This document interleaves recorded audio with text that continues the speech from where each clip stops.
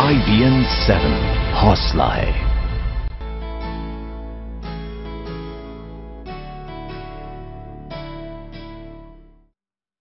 और अब हम आपको सुनवाते हैं प्रधानमंत्री मोदी के भाषण की 11 बड़ी बातें। इन 11 बातों को दिल्ली पर फतेह के लिए मोदी मंत्र के रूप में देखा जा रहा है। बिजली सस्ती मिले, पहले बिजली मिले तो। अगर बिजली नहीं है तो बिजली का बिल आने वाला ही कहां है। हमने 2 दिशाओं में काम उठाया है।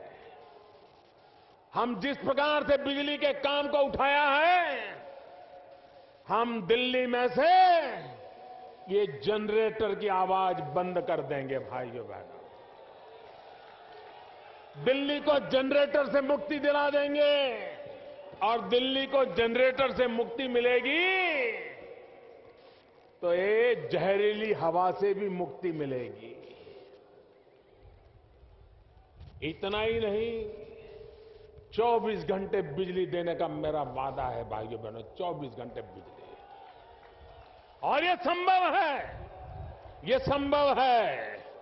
और दूसरा, जिस टेक्नोलॉजी को लेकर के हम लगे हैं, अभी हमारे पीयूष जी ने आपको विस्तार से बताया होगा, अगर आपके घर में 2 बल्ब है, 2 बल्ब, मैं बड़ों लोगों की बात नहीं करता हूं, गरीब के घर में 2 बल्ब हो, और अगर जो सरकार बल्ब देने वाली हो लगा दोगे, तो साल का 300 रुपया बिजली का बिल वैसे ही कम हो जाने वाला है।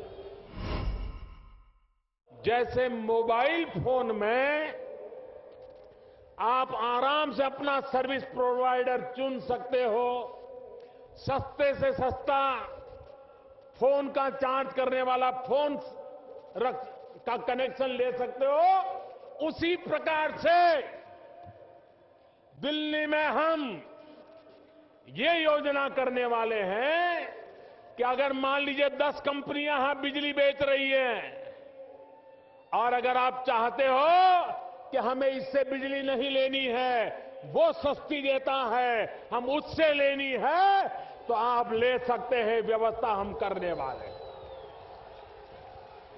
एक मोबाइल फैसिलिटी हिंदुस्तान में सबसे पहले ये दिल्ली को लाभ मिलने वाला है, और उसके कारण जो बिजली बेचने वाले हैं उनके बीच स्पर्धा होने वाली है। किसी जमाने में मोबाइल टेलीफोन महंगा था, लेकिन जब स्पर्धा आ गई तो कोई कहता मैं 5 में बेचूंगा, तो दूसरा कहने लगा मैं 4 में बेचूंगा। कोई कहता था मैं 4 में बेचूंगा, तो और आ गया मैं 3 में बेचूंगा। बिजली का भी मैं ऐसा ही करके रखूंगा। वो सपना पूरा करने के लिए मुझे आपकी मदद चाहिए। करोगे? ऐसा नहीं, पूरी ताकत से बताइए। मेरा एक सपना है, पूरा करने के लिए आपकी मदद चाहिए। करोगे? पक्का करोगे? भाइयों बहनों, ये दिल्ली हमारे देश की राजधानी है। क्या मेरी राजधानी में भी लोगों को झुग्गी झोपड़ी में जीने के लिए मजबूर होना पड़े, वो अच्छी बात है क्या? क्या दिल्ली में भी लोगों को फुटपाथ पे गुजारा करने पड़े, अच्छी बात है क्या? और इसलिए मेरे भाइयों बहनों, मेरा एक सपना है, 2022 जब भारत की आजादी के 75 साल होंगे, तब हमारे यहां दिल्ली में हर झुग्गी झोपड़ी वाले को अपना पक्का घर हो, ये सपना मैं पूरा करना चाहता हूं। हर गरीब को अपना घर हो, ये बहुत बड़ा काम मैंने लिया है सर पे। मैं जानता हूं भाइयों बहनों, ये काम छोटा नहीं है, लेकिन अगर छोटे काम करने होते तो देश की जनता मुझे नहीं लाती, और बहुत लोग थे ऐसे काम करने वाले। हमने एक योजना ली हाथ में, प्रधानमंत्री जन धन योजना। जब हिंदुस्तान में कांग्रेस पार्टी की सल्तनत थी, 40 साल पहले बैंकों का राष्ट्रीयकरण किया गया था। और जब बैंकों का राष्ट्रीयकरण किया गया तो ये कहा गया था कि बैंक अमीरों के कब्जे में है, सिर्फ अमीरों के लिए काम करती हैं, इन बैंकों का लाभ गरीबों को नहीं मिल रहा है और इसलिए उसका सरकारीकरण करना जरूरी है, तब जाकर के गरीबों को लाभ मिलेगा। लेकिन भाइयों बहनों, मुझे आज दुख के साथ कहना पड़ता है कि बैंकों को सरकारी कब्जे में लेकर के उसको भ्रष्टाचार का अड्डा बना दिया गया, लेकिन बैंकों को गरीबों के लिए दरवाजे नहीं खोले गए। आपने कभी, मैं जरा दिल्ली वासियों से पूछना चाहता हूं, कांग्रेस के राज में आपने कभी किसी गरीब को बैंक में देखा था? जरा पूरी ताकत से जवाब दो। किसी गरीब को बैंक में देखा था? किसी गरीब का बैंक में खाता खुलता था? कोई गरीब बैंक में जाने के लिए हिम्मत भी कर सकता था? भाइयों बहनों, अमीरों के लिए कौन सरकारें चलाते थे और गरीबों के लिए कौन जी जान से जुटे हैं, इसका पूरा पूरा भेद ये प्रधानमंत्री जन धन योजना से साफ हो जाता है भाइयों।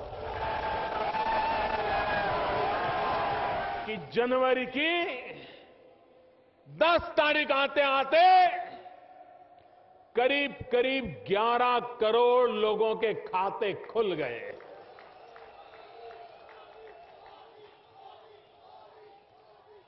और भाइयों बहनों, हमारे देश के गरीबों की अमीरी देखिए। गरीब दिल का कितना अमीर होता है। हमने तो कहा था कि 0 बैलेंस से बैंक अकाउंट खुलेगा, लेकिन हमारे गरीब भाइयों को लगा कि भले मोदी जी ने कहा हो, लेकिन ऐसे थोड़ा किया जाता है। गरीब है तो क्या हुआ, थोड़ी कठिनाई झेल लेंगे, लेकिन 0 बैलेंस से खाता नहीं खोलेंगे। किसी ने 5 रुपया जमा करवाया, किसी ने 100 रुपया जमा करवाया, किसी ने 200 रुपया जमा करवाया। भाइयों बहनों, 0 बैलेंस का निर्णय होने के बाद भी ये गरीब लोगों ने जो खाते खुलवाए हैं, 8,500 करोड़ रुपया इन्होंने बैंकों में जमा करवाए हैं भाई। हरियाणा में भी कांग्रेस की सरकार थी, दिल्ली में भी कांग्रेस की सरकार थी, लेकिन हरियाणा में कांग्रेस के नेता एक बयान देते थे, दिल्ली में कांग्रेस के नेता दूसरा बयान देते थे और दिल्ली की जनता बिना पानी को प्यासी रहती थी। क्या बयानबाजी किए बिना उन्हीं के दल के 2 नेता मिलकर के समस्या के मूल में जाकर के समस्या का समाधान ऐसा हो कि जिससे हरियाणा के किसानों को अन्याय न हो, दिल्ली की जनता को अन्याय न हो, क्या ऐसे रास्ते नहीं खोजे जा सकते?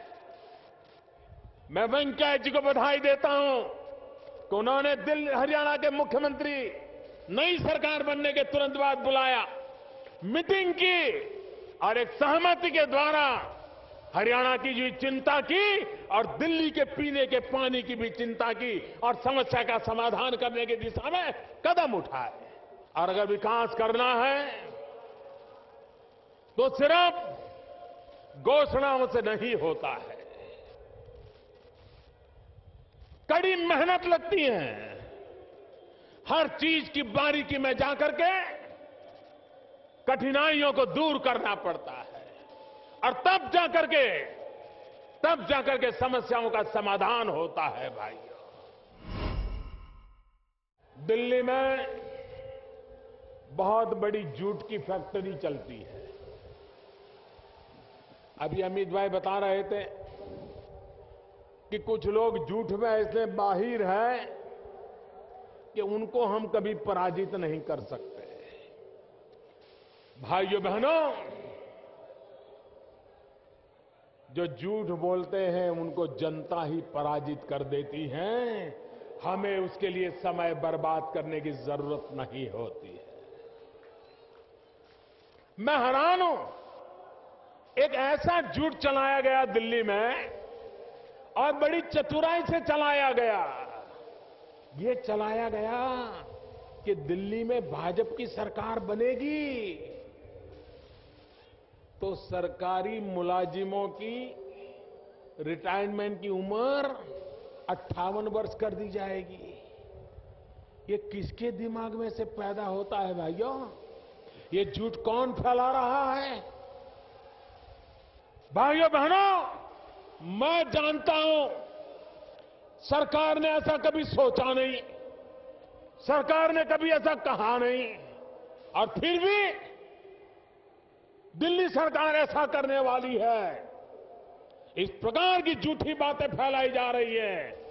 मेरी दिल्ली वासियों से इतना ही कहना है, हर दिन एक नया झूठ मैन्युफैक्चर होगा।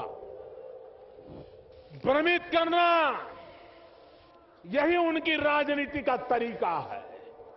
झूठ फैलाना यही उनकी राजनीति का तरीका है। और इसलिए मेरे भाइयों बहनों, अगर कुछ कहना है, जरूरी लगता है, तो मोदी कभी पीठ में छुरा भौंकने वाला इंसान नहीं है।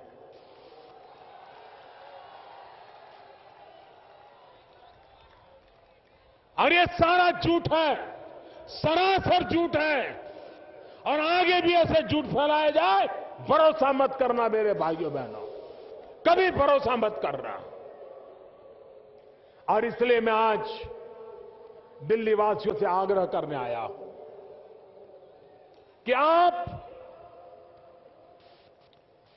दिल्ली में स्थिर सरकार चुनिए, पूर्ण बहुमत वाली सरकार चुनिए। आप मुझे बताइए, दिल्ली का 1 साल बर्बाद हुआ कि नहीं हुआ? 1 साल तबाह हो गया कि नहीं हो गया? ये दिल्ली को जिन्होंने 1 साल बर्बाद किया, उनको सजा करोगे कि नहीं करोगे? जिन्होंने आपके भविष्य को 1 साल पीछे छोड़ दिया, उनको सजा करोगे कि नहीं करोगे? यही लोग हैं जिन्होंने दिल्ली को अस्थिर कर दिया है। जिन्होंने दिल्ली को अस्थिर किया, उनको कभी वो पलटने मत देना भाइयों बहनों। और कुछ लोगों की कुछ काम में मास्टरी होती है। जिसकी जिसमें मास्टरी हो, वो ही काम उनको देना चाहिए। मुझे बताइए, जिसको गाड़ी चलाना आता है, उसको खाना पकाना दे सकते हैं क्या? दे सकते हैं क्या? गाड़ी चलाने वाले को गाड़ी का काम दिया तो अच्छा करेगा ना। इसलिए जिनको फुटपाथ पर बैठ करके रास्ते रोकने में अच्छा ही मास्टरी है, धरने करने की मास्टरी है, आए दिन आंदोलन करने की मास्टरी है, उनको वो काम दीजिए। हमारी मास्टरी अच्छी सरकार चलाने में है, हमें वो काम दीजिए। और इसलिए भाइयों बहनों, सही व्यक्ति को सही काम देना, ये दिल्ली के लोगों की बुद्धि तेज है और अच्छा काम करेगी, ऐसा मुझे विश्वास है। जिसकी जिसमें मास्टरी हो, वो ही काम उनको देना चाहिए। मुझे बताइए, जिसको गाड़ी चलाना आता है, उसको खाना पकाना दे सकते हैं क्या? दे सकते हैं क्या? गाड़ी चलाने वाले को गाड़ी का काम दिया तो अच्छा करेगा ना। इसलिए जिनको फुटपाथ पर बैठ करके रास्ते रोकने में अच्छा ही मास्टरी है, धरने करने की मास्टरी है, आए दिन आंदोलन करने की मास्टरी है, उनको वो काम दीजिए। हमारी मास्टरी अच्छी सरकार चलाने में है, हमें वो काम दीजिए। और इसलिए भाइयों बहनों, सही व्यक्ति को सही काम देना, ये दिल्ली के लोगों की बुद्धि तेज है और अच्छा काम करेगी, ऐसा मुझे विश्वास है।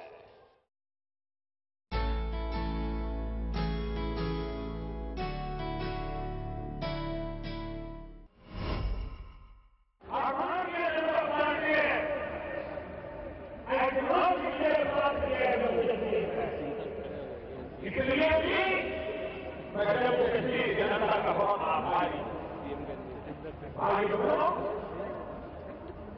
की विजय यात्रा क्यों चल पड़ी, एक के बाद एक भारतीय जनता पार्टी जनता के दिलों में इतना प्यार और विश्वास कैसे बना पाए।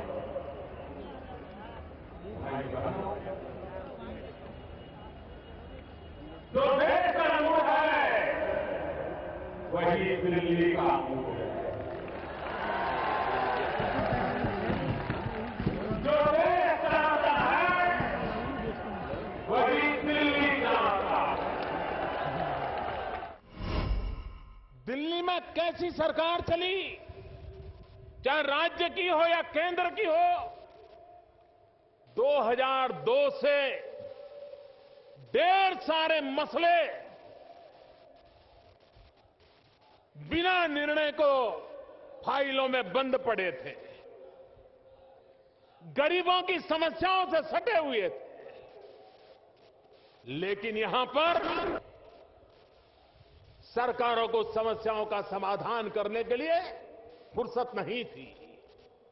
भाइयों बहनों, मैं श्रीमान वेंकैया जी को अभिनंदन करता हूं कि उन्होंने इतने कम समय में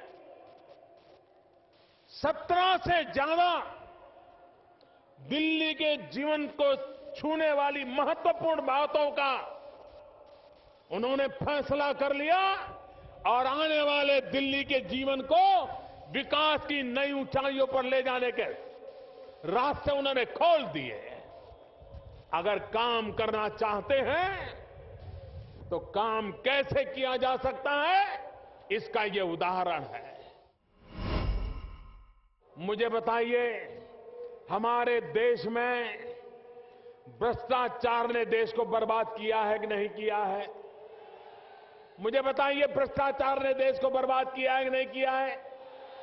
भ्रष्टाचार जाना चाहिए कि नहीं जाना चाहिए? सबसे पहले ऊपर से जाना चाहिए कि नहीं जाना चाहिए? सबसे पहले जहां प्रधानमंत्री बैठा है वहां से जाना चाहिए कि नहीं जाना चाहिए? सफाई वहां से शुरू होनी चाहिए कि नहीं होनी चाहिए? मुझे बताइए भाइयों बहनों, मैं दिल्ली में रह रहा हूं आपके बीच में 7 महीने हो गए, कोई शिकायत आई है? कोई शिकायत आई है? हमारे विरोधियों ने भी कोई आरोप लगाया है? किसी ने मेरी इस विषय में मेरे इस पर कोई आरोप लगाया है? भाइयों बहनों, मैंने शुरुआत कर दी है। भ्रष्टाचार से मुक्ति का अभियान मैं जहां बैठता हूं वहीं से शुरू किया है और धीरे धीरे ये गली मोहल्ले तक लाने वाला हूं। आपको रोजमर्रा की जिंदगी में जो लोग परेशान करते हैं, कोई 5 रुपया मांग लेते हैं, कोई 10 रुपया मांग लेते हैं, कोई ऑटो रिक्शा वाले से लूट लेते हैं, चलता है ना? मुझ पे भरोसा कीजिए, मैंने ऊपर से शुरू किया है, नीचे भी करके रहूंगा। दिल्ली जनता के आशीर्वाद के द्वारा भारतीय जनता पार्टी के नेतृत्व में एक मजबूत स्थिर सरकार बनेगी और ये मजबूत स्थिर सरकार गत 1 साल की जो खाई है उसको भी भरेगी और दिल्ली के पिछले 15 साल से जो सपने अधूरे हैं उन अधूरे सपनों को भी पूरा करेगी और दिल्ली की जनता, दिल्ली का नौजवान जिस नई ऊंचाइयों को पाना चाहता है उसको भी पार करेगा। इसी विश्वास के साथ दिल्ली वासियों को मेरी बहुत बहुत शुभकामनाएं।